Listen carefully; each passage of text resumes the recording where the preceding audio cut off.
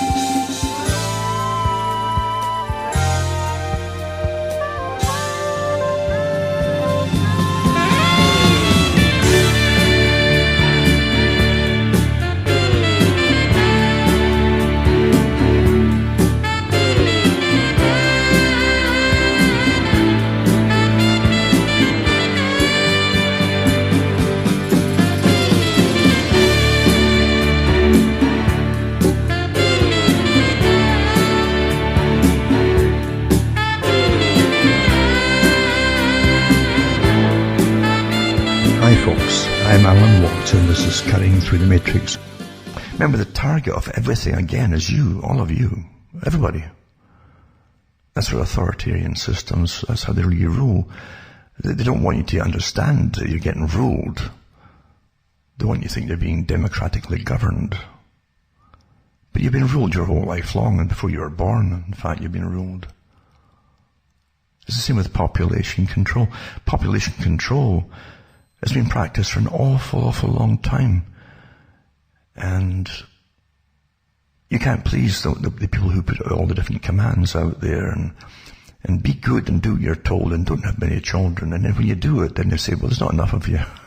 And then they flood Europe. So yeah, it's not meant to, you can please the master. This is another thing I meant to say too. You see, under totalitarian systems, you can't please the masters. To get along, you can't please them. In fact, they hate you for groveling on your knees to them. They really do hate you. The more you grovel, the more they despise you. I remember giving a talk years ago. It's like, if you can imagine a king on a throne, and there's a bunch of steps going down to where all the peasants are standing, you know. And you have to go up there, and you've been called up for some misdemeanor or whatever it happens to be. But you go in there, and you know that this person has the power of life and death. There's no appeals department here. And if he condemns you for something, that's you finished. So people would fall on their knees, and they'd try and climb up the stairs to clutch the hem of the cloak of the great king, whatever, and grovel. But the more that you grovel, the more they despise you. Because you grovel. So there's no pleasing them, as I've said. I should say, we're all crippled to an extent with indoctrination we've had. And there's circumstances in which there's not been a generation that's had peace, you know. You get bank collapses at least twice a century. And a bunch of minor ones in between. But at least twice a century, you get at least a couple of good ones. And as they plunder your wealth and take it from you. And the money's devalued. And so if you had before, you got maybe half of what you had before in real spending power. You see, this is how it works out. And then you have wars. Wars that you had no say in. Wars to go against people that you had no beef with at all. And here's your government trying to make you hate them very quickly. Until they'll go for you if you say, well, I'm sorry, I just can't bring myself to really hate them, you know. Now you're an enemy. You see? Big forces at you. But you never get peace. You just don't get an era of peace, do you? You don't get it. It's quite amazing that I watched, someone sent me a documentary, it was, on like economists who are connected with the WF, talking about the 2007-8 crash. And they're disappointed. They were disappointed, by the way. These characters like that who work with the United Nations and WF, they were disappointed that the consumption of people and And the recovery after the last crash, 2007 and 8, had happened. It was happening despite the policies of government to try to keep everything down. Because you're supposed to have been in an age of austerity already after the 2007-8 collapse. But a lot of small business helped pull them out of it. And they hated that idea. Well, guess who's all been closed down with this great reset? Do you think that's coincidence? You see, the last 2007-8, apart from a plundering job, was also a reset. And it doesn't mean just resetting the value you're current. It's a way of living post-consumer sustainability, the same mantra you've heard for years from the same people. That's the purpose of it.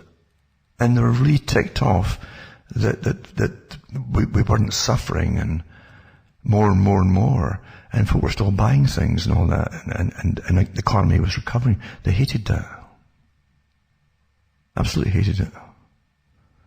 You're supposed to get taxed into the ground with carbon taxes, so you don't have any spare money. I gave a talk years ago on this from their own records and agendas where they talked about sustainability and what it meant. That eventually all spending for extras would be gone because so much of your money would go into higher costs for all kind of energy and basic foodstuffs and so on until you'd have no money left, and that was sustainability. Everything extra was out the window. Yeah. Well, here it is again, eh? Oh, it's this COVID, you know. And that's how things are done. The public never really catch on to the real goings on. And again, here's another thing too. There's no point just arguing everything you know about COVID. Folk are fixated on COVID-19. And they're arguing, again, which are obvious contradictions from the mainstream and all the so-called experts, and what people who are working with the patients and all are coming out with two totally different stories of the reality of COVID. And you're supposed to get involved in the argument, you see. They want you to, because you never win it. How can you win it when it doesn't matter who says what? It comes down to facts don't matter. What is dictated and decreed by the top groups is what you better parrot, or else that's it's not meant that you win it, you see. And again, facts don't matter. Even from the frontline doctors have come out en masse in Germany and across the world and in States and elsewhere. The facts don't. This is a bigger program than anything you've ever been told or will be told. The whole future of the whole future of the past 50 years of planning to bring you to total austerity was almost tossed out the window until they came up with this. This is the great crash reset. This is it. To bring all the policies through. And you're not supposed to go back to any kind of consumerism afterwards that you had before. They've said that, actually. They've actually said they call it wrong. You know? So it's not me making this up. You can read it yourselves if you want to.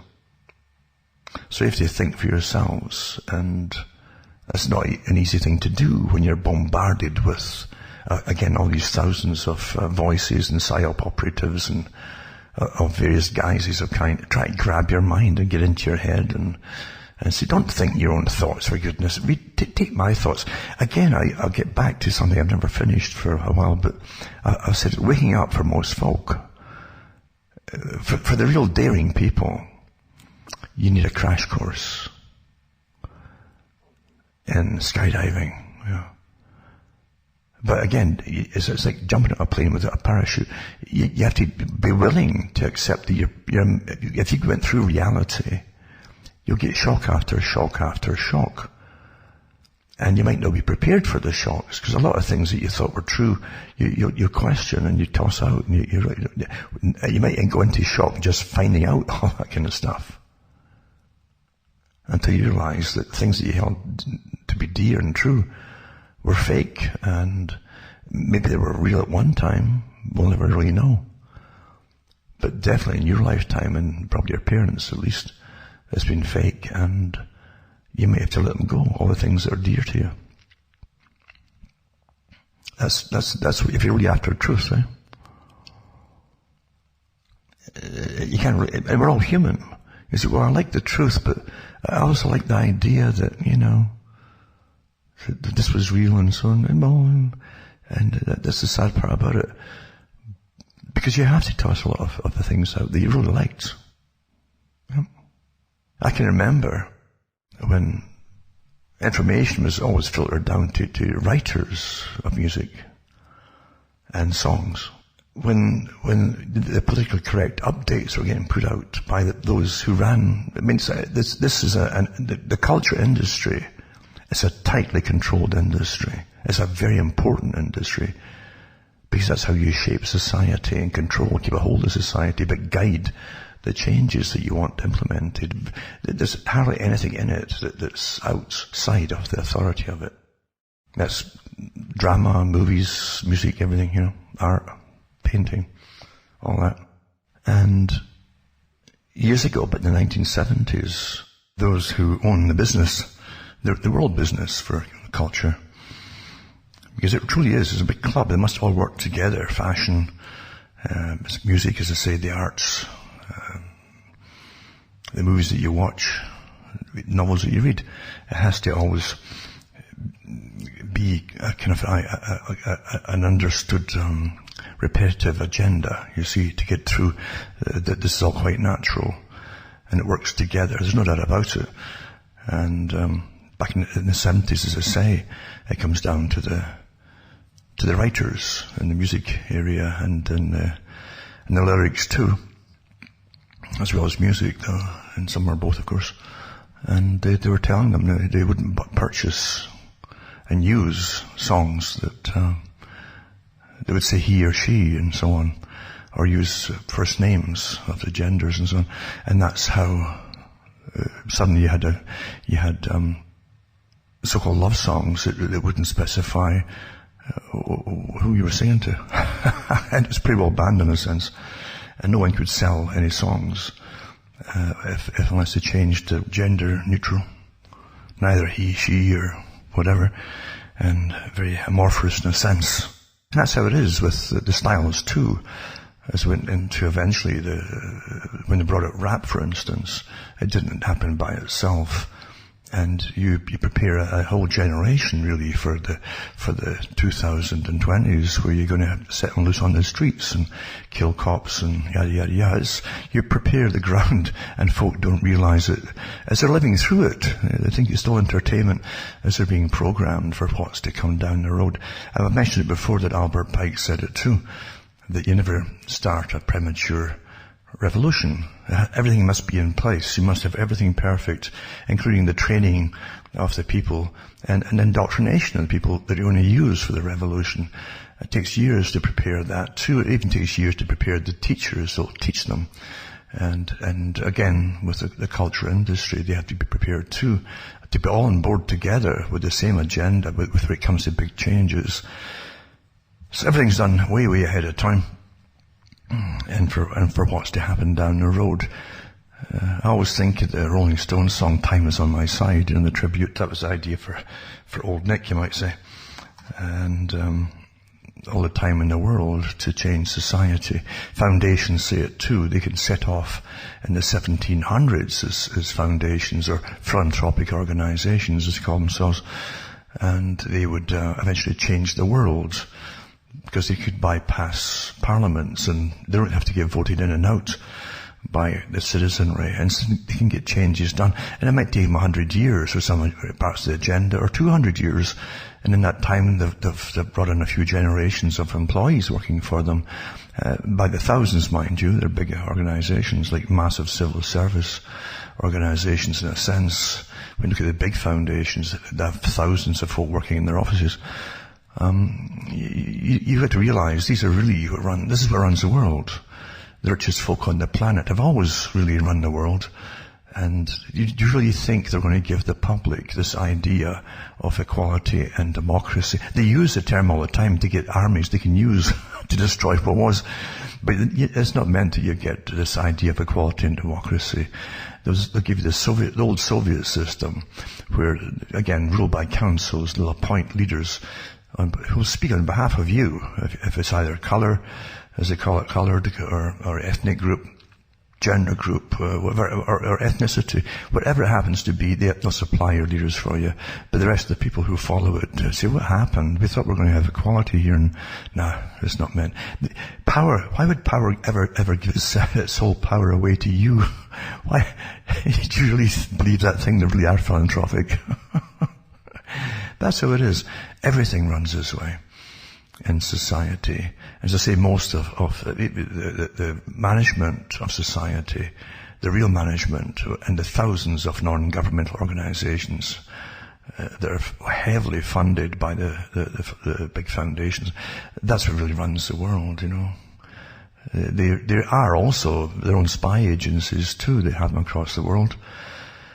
And they're wonderful sounding names, and into every nation in the world. And if you think those who own the foundations, the richest folk on the planet, don't use them to go into nations like they've always done, and get a hold of the resources to help the people, you know, they can't do it themselves. They need help in organizing themselves. So it's only right that experienced people should come in there and help them, you know, take the burden of all that potential wealth off their shoulders.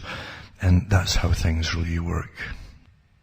Prepare the future by preparing the fields, and you got to plow the field, take the weeds out of the field, you got to harrow it, you know, just get and harrow it, and take the stones out of the field, and then supply it with extra fertilizer of all kinds, even natural, which is the best really.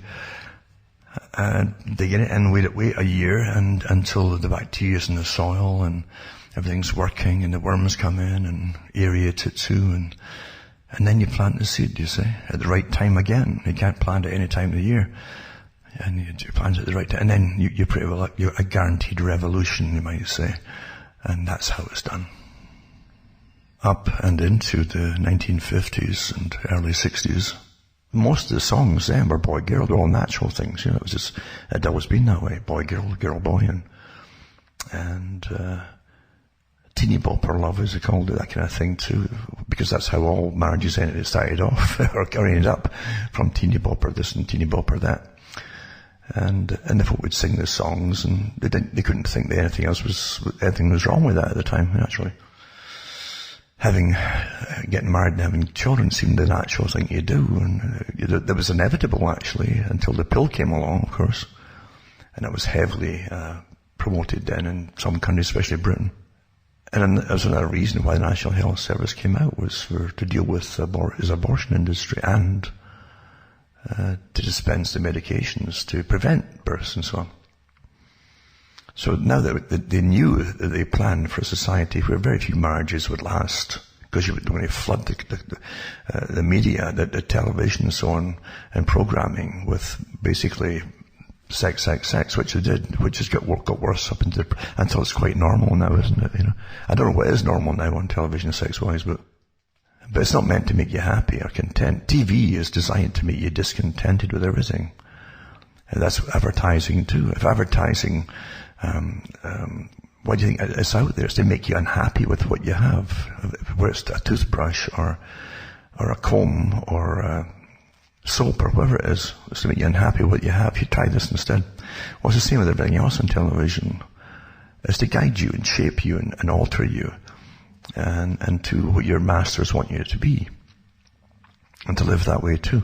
So yeah, there's a complete war on the old system very quickly as they hypersexualized the 1960s, miniskirts, all that kind of stuff, and sex. So they mentioned it in some of the schools of thought that were out there, that they're attempting to separate the bonding process that occurred with people as they mated, you know, so that sex would be completely separate and there'd be no bonding process. And that's what they're working towards with mass, you know, promiscuity. That would develop it. They're quite open about it in their writings, how they would achieve it, and it's been pretty well done, you know. Not for everybody, but for an awful lot of people.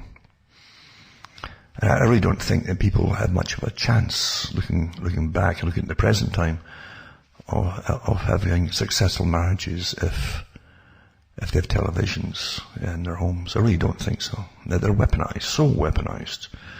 And you can't have all these professionals working on every program, and you think you're smart enough to avoid all of the indoctrination. No, you're not. So you have to avoid the weaponry. It's like having a landmine there. But getting back to reality and wanting to know the truth is jump out of a plane without a parachute if you really want to know the truth. And I used to also say it was like, because I knew the groups today, there's a lot of fake groups out there put out by intelligence agencies that supposedly speak for you, by the way, and alternate media. The folk don't know.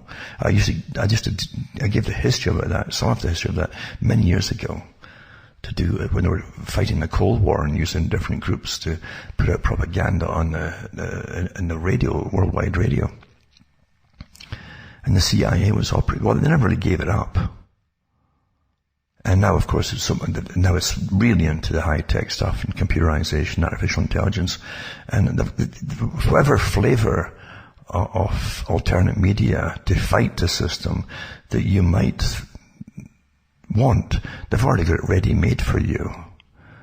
And for every type of person that you are, they have one for every category that come out well-funded and churn stuff out. And as I say, I've said before, I know what it takes out of you to do it all yourself.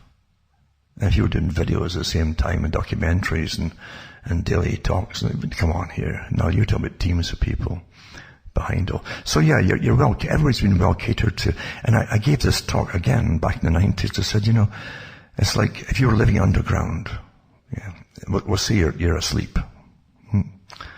And you get an inkling that there's some kind of life out there, and you come up a big tunnel into the surface, and you see a field there, and maybe a couple 100 yards up down the road, there's a forest, and you just know instinctively you should try and, you don't know that this field's a new thing to you, this space, and they have signs everywhere, in the field of, the truth is here, come here, I've got the truth.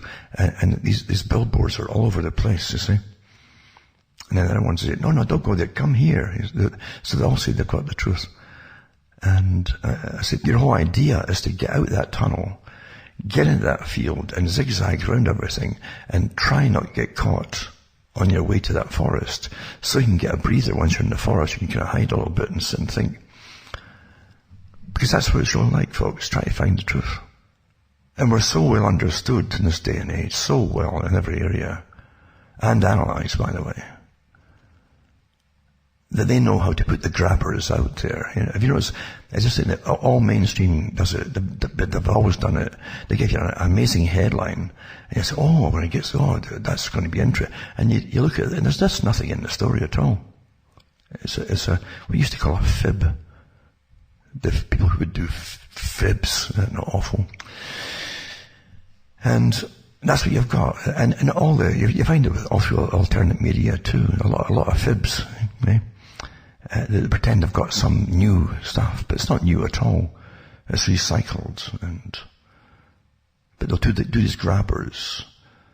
And the idea is to get you in and then bring you around and maybe even get you off there are many lanes that go nowhere, but at least you go away from where they want you to they don't want you to go where you're going. So they'll lead you off in all kinds of directions.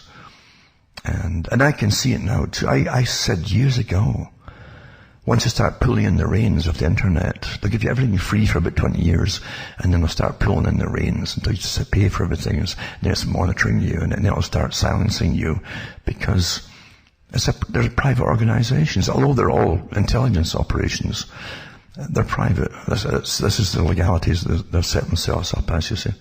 Most intelligence agencies today are farmed out to private institutions, but they're still intelligence agencies, with all the powers of intelligence agencies too. So they want you don't go off in your own direction. They want you to pull you off in the direction that they want. So I said that that'll happen but I said eventually people will stick with it. Is to take all your rights and freedoms from you. This is before we heard the term social credit system. But, and I said, but most folk will stay on it because they get so used to it. And they're still stuck on their Facebooks and their social programs and platforms and so on. Because they got accustomed to it. And that's what folk are. You become accustomed to things, even when it becomes bad for you, you see, or dangerous to you. You're still, oh, well, you know, and I'll continue with it. And I said that, and sure enough, that's exactly what's happening now, isn't it? Absolutely. And you are your worst enemy if you're putting all your data up there and joining all these things and, well, we guarantee privacy. Oh, come on here. Meanwhile, you've got PsyOps operations, like the Brigade 77 in Britain, 77 Brigade, and I've given the stuff out from the main talks that have been given by the leaders of it. And they say they've got thousands of operatives, for goodness sake, working on it all.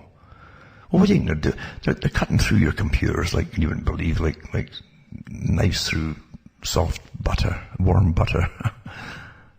Yeah.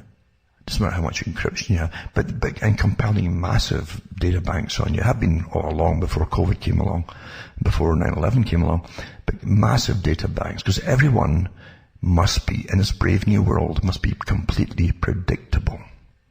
And that's why they know everything about you. You give up your daily data to your friends and your likes and dislikes and all the rest of the things you do. And they add it to your personality profile and even run simulations on the virtual you. I've mentioned this before, the Pentagon. I heard someone repeating that just the other day. They got kind of wrong, but lots of my stuff's out there for so many years and folk just use it. Yeah, the Pentagon runs virtual programs and simulations on how you personally would react in different situations in the virtual reality world.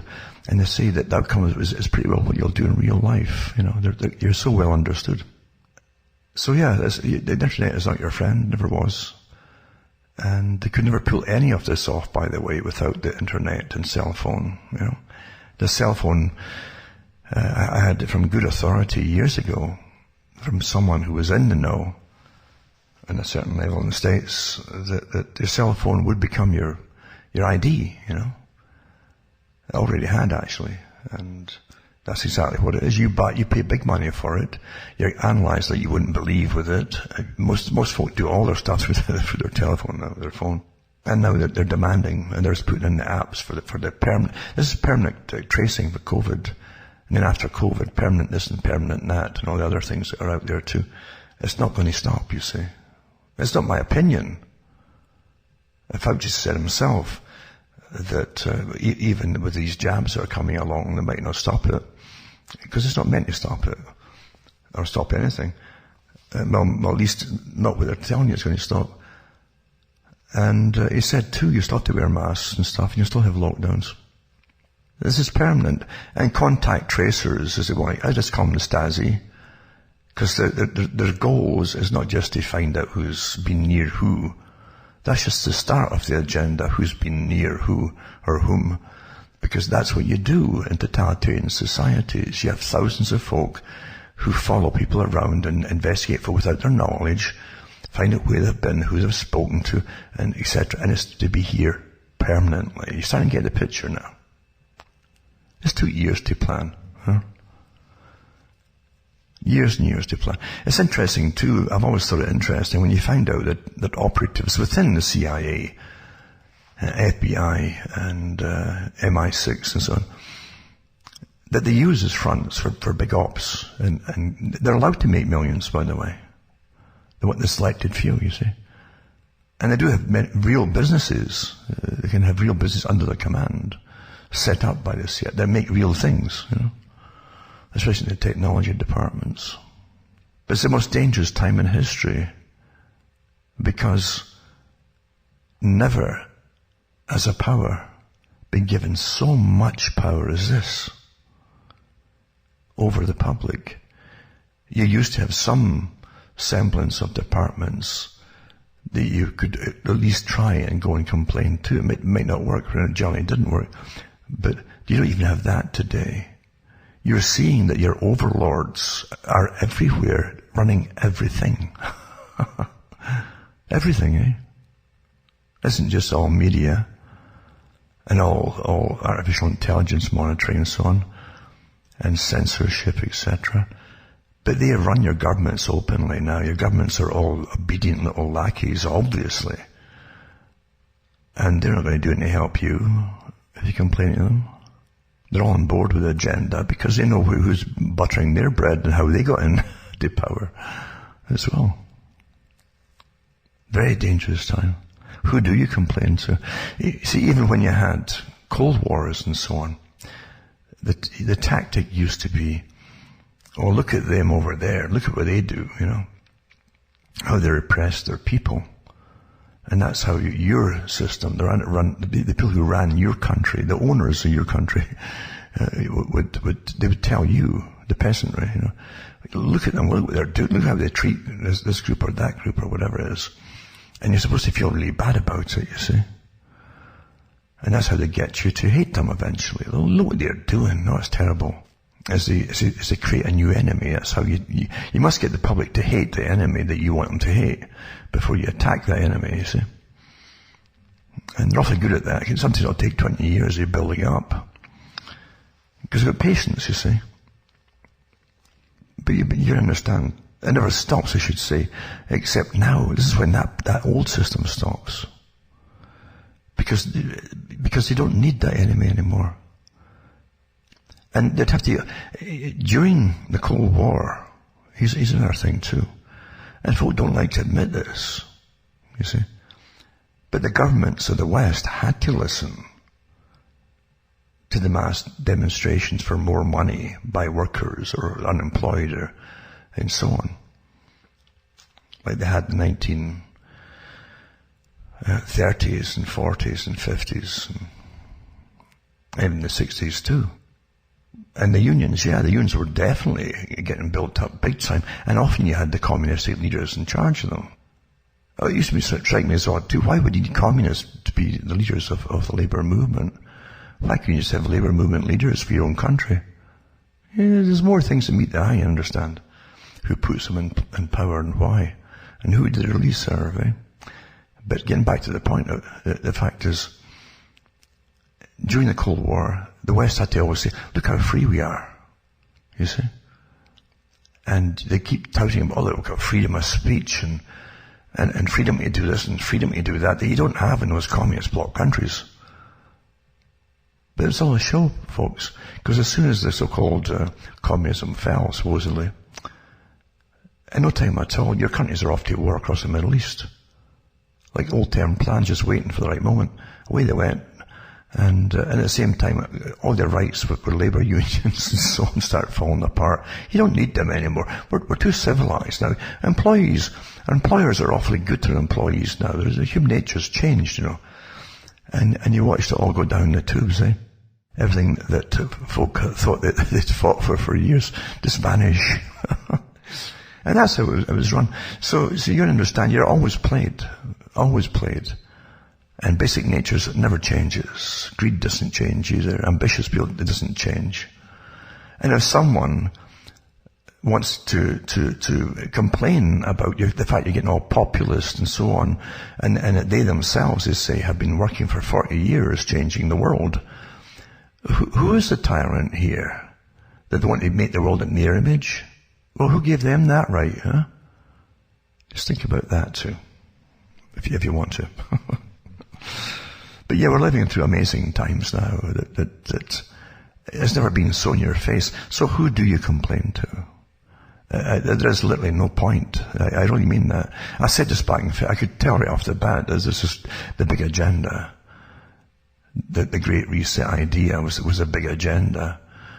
Before they repopularized the Great Reset, and made it more commonly known what it was.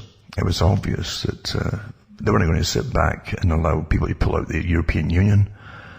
They weren't going to allow the US to back out of the climate accord, because the US funds most of it. The taxpayers fund most of it. And the US also fights all the wars across the world too, eh? For the empire to make them all conform into this new system as well. You remember that Operation Iraqi Freedom with Bush Jr.? Remember that one?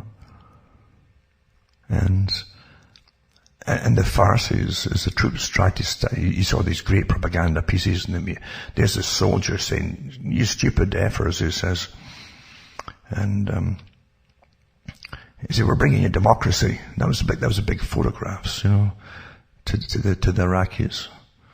And the Iraqis didn't want this thing called democracy. And the Iraqis said, well, what is it? And how come you don't have it, That took a while to drop to that penny, but that's really everything's propaganda, isn't it? Everything's truly propaganda. Yeah, but once the Cold War was over, you didn't have to keep the pretense of caring for the people or giving you something back for all the taxes they're plundered from you all the time. So we're not given much time at all of much of a space in our lives for peace. You get cultural wars on the go. To change your society, you get economic warfare, as I said before, and big crashes where they plunder whole economies and your savings and devalue the currency itself. So war is devaluation, and then many resets all through your life too, as you reset the system. Bring into austerity. Wars are good for austerity and rationing, of course. And in between that too, you've got threats of war, you see, or keeping you safe. They're either going to save you or save the planet that you're going to destroy, or they're keeping you safe from war, you see. It's always keeping you safe and take all rights from you. Same with the terror, take all rights from you to keep you safe. And we go along with it, it's the oldest trick in the book, keeping you safe and taking away your rights. But it's also a good documentary. It's interesting, I should say. I don't know who put it out exactly, but I think it was 1965. And it was called The War Game. And it was a simulation of leading up to a nuclear war in Britain. Now, they've had other ones before too, that threads and so on, really good ones. And this one went through the scenarios of what would happen and give the statistics of how many folk they expect to die in every area with radiation, and they had maps of the places they knew were definitely targeted for nuclear war if they went to war with Russia. And it was interesting to write down to exposing some of what they would actually do according to the plans that were on the books by the British authorities if anything happened. They had some negative things in it too, where they actually had fake ministers or priests putting out ridiculous propaganda, being on board with having wars and so on. So you could tell it was very, very left-wing organisers, but regardless, they used professional actors at the time to do it all. And they did show you what the step-by-step agenda would be for dealing with the fallout and people.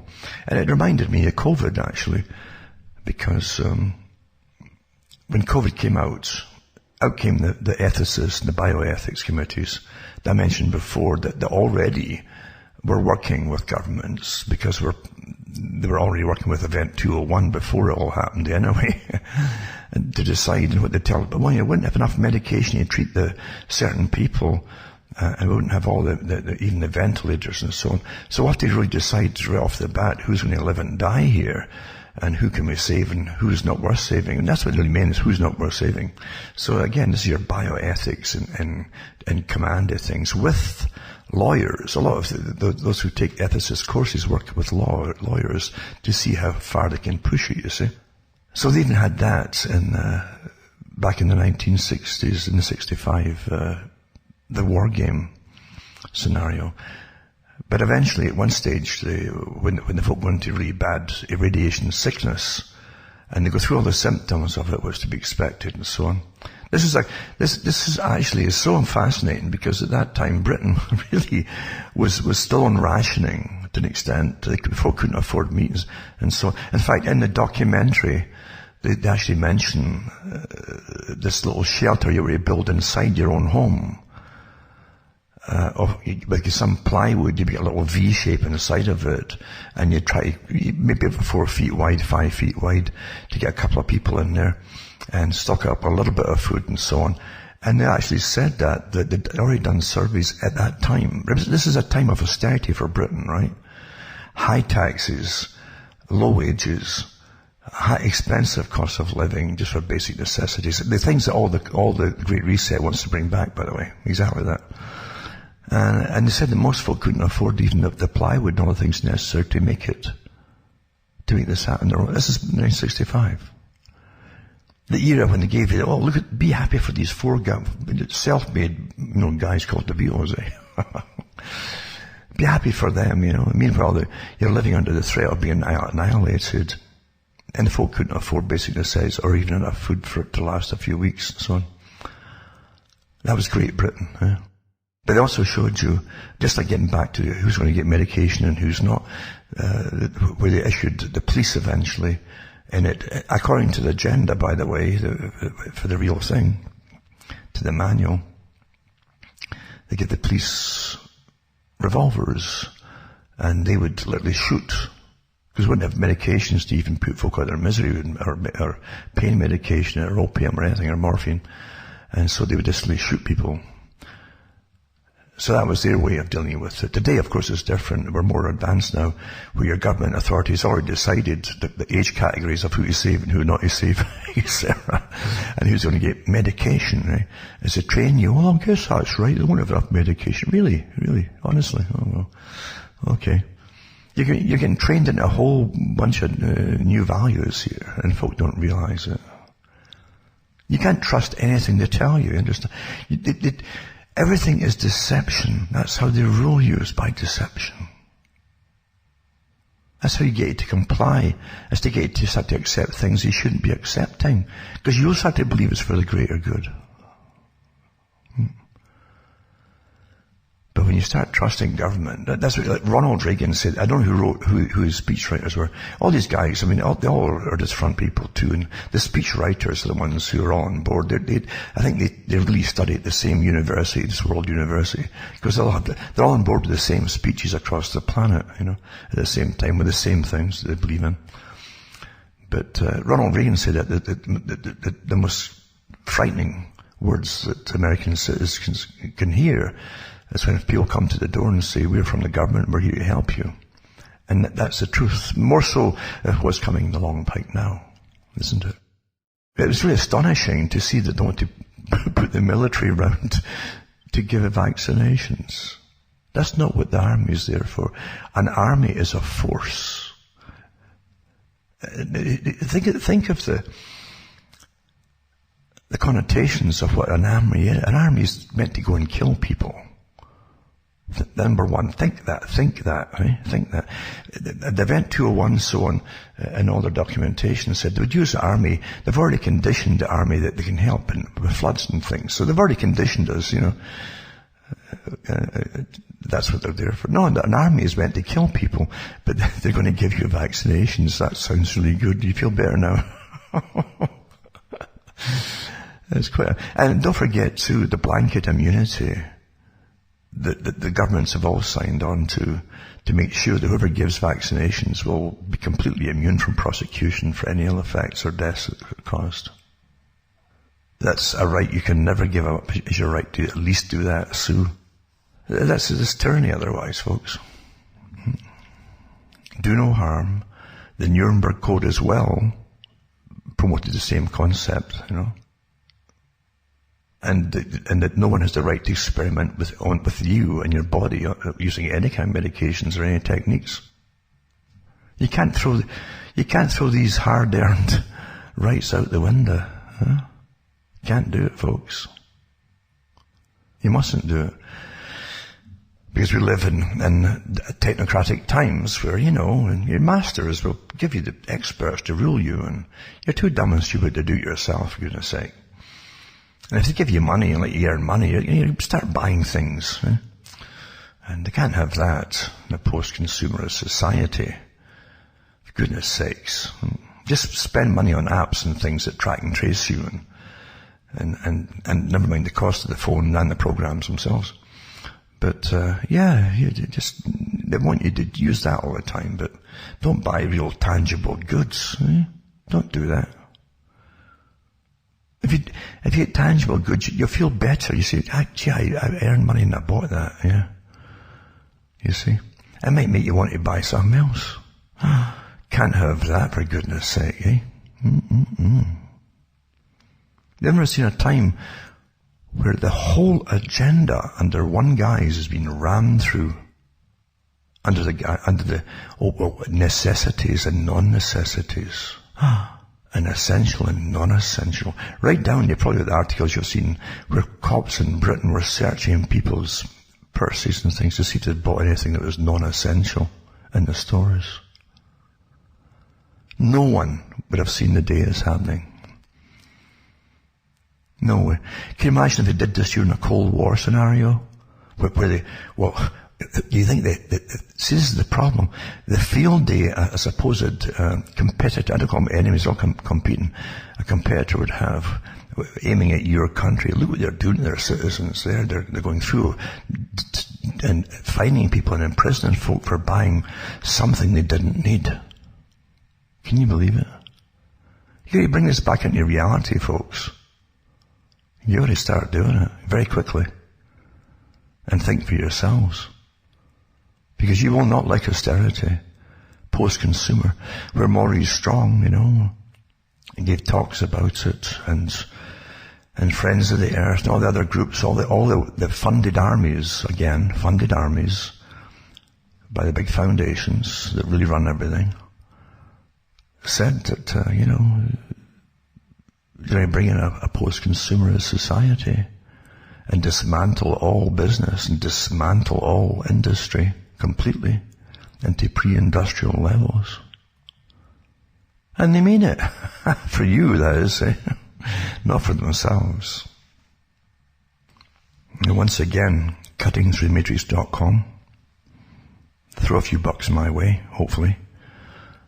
And you can buy the books and discs if you want, or you can just straight donations, they're awfully welcome. And you see how to do it. Send cash is fine. Checks are fine. Or you can even get a check from the bank itself if you want. And MoneyGram is still accepted as well at the moment. And that'll make me take along, because you've got to realize that you're on the cusp of horror right now. And literally they're going to go for people. They're going to start knocking them off one after the other, right down to imprisonment. They said at their big meetings and the tests that they did leading up to COVID, before COVID broke out.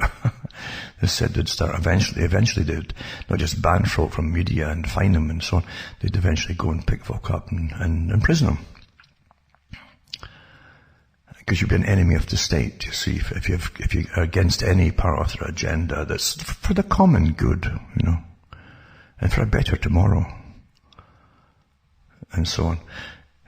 That's how Tyranny never ever changes its appearance, really, of what it really is.